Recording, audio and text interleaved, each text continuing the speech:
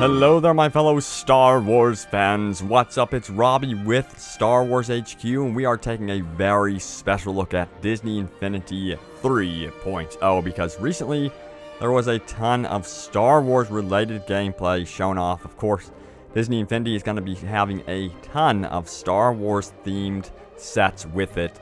But if you want to skip ahead to the info you seek about Boba Fett gameplay on Endor, or Darth Vader showing off his slow strut, you can do that by skipping ahead. In the description below, you will find a video guide, so get to using it. So first of all, they showed off the Rise Against the Empire set featuring Princess Leia. Now, this is going to feature Tatooine as an open world level, but they also did show something really cool for you Clone Wars fans: Ahsoka grinding trees on Endor.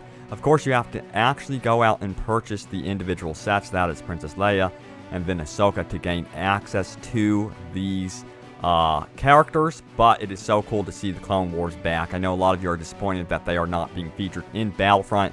This, in my opinion, is going to be a great substitute because the game does look like a ton of fun. Now, you go around and participate in various missions on these levels. They are very much open world-ish type levels on Tatooine, Hoth, and of course Endor. You can take on missions like defeating Tusken Raiders, racing, time trials, liberating speeder bikes, and so much more. And again, there's a ton of vehicles in this game. We've got speeder bikes, even sandcrawlers. They showed off, this was pretty funny, a sandcrawler that required batteries. You actually had to go seeking out the batteries, plug them in, and then activate the sandcrawler, which was pretty funny. And the same thing is true about the AT-AT on Hoth. So there's some humor in there. There's a lot of lightheartedness, and I really do appreciate that in gaming. A lot of stuff is going for the mature theme, so it's really good to see that in Disney Infinity 3.0. But the biggest thing is that there is actually a really good combo system for melee combat, simply because it's designed by the guys that brought us Heavenly Sword and the updated DMC, Devil May Cry. This is Ninja Theory at their finest, and we got to see Princess Leia and Boba Fett in action. So you can go in there, pummel enemies with hand-to-hand combat, and then use your blaster at the tail end of a combo for massive damage. Now, when they showed Darth Vader, he's more slow and lumbering. That may change in the future. The designers are going back and forth with Lucasfilms, trying to determine what they should do with Darth Vader, but he really did look like Darth Vader. He fit the part, and he deals massive damage with his lightsaber once you get up close and personal. And of course, he's got those force powers. The biggest highlight out of all of it for me was definitely showcasing Endor. It looked beautiful. It has a day and night cycle, so that was really cool to see. And they showed off the speeder bike roaming around the open world. It looked like a freaking blast. It really does make you feel like a kid again.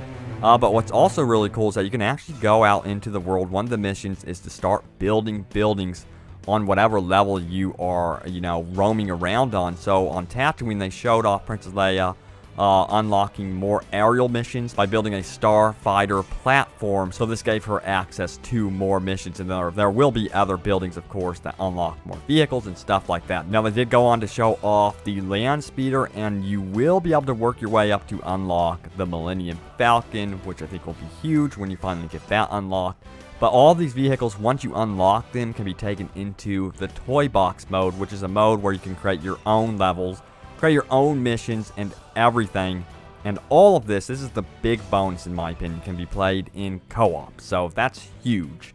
You can have another player roam around with you in these game worlds, and I think that is going to be huge for this game in particular, to be able to experience the Clone Wars, Endor, Hoth, all of it, all of the Star Wars that we love, and really just roam around freely and just have a total blast. Now, you're probably wondering, what is the total hours for Disney Infinity 3.0? Well, it depends on what sets you get. That's the really complicated thing about Disney Infinity 3. But the game's story is around 6 hours long, and of course there's the entire toy box, which you can experience in co-op and completely goof around in a free roam open world that you and friends can help create together. And you can download other people's worlds as well and play co-op in them. It's going to be pretty endless in that regard, so I'm really excited to see what type of Star Wars worlds you guys create. But let me know what you think about the brand new footage of Disney Infinity 3. It's looking pretty darn cool. I cannot wait to try it myself. Looks like a total blast to play. Let me know in the comments if you guys are getting it. I know there's a huge gaming rush coming up, so I'm curious to see if this one's on your radar.